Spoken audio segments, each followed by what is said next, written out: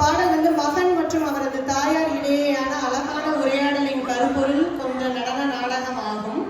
மகன் தனது நண்பர்களுடன் மலைக்கு செல்வதற்காக அலைபாய விரும்புகிறார். ஆனால் தாயார் அவரது மகனை வீட்டில் இருக்க வைக்க மிகவும் முயற்சி செய்கிறார். எனினும் இறுதியில் மகன் மலைக்கு சென்று விடுகிறார். இதுதான் இதோட கரு. இப்ப அதை அவங்க ஆடி காமிக்க போறாங்க.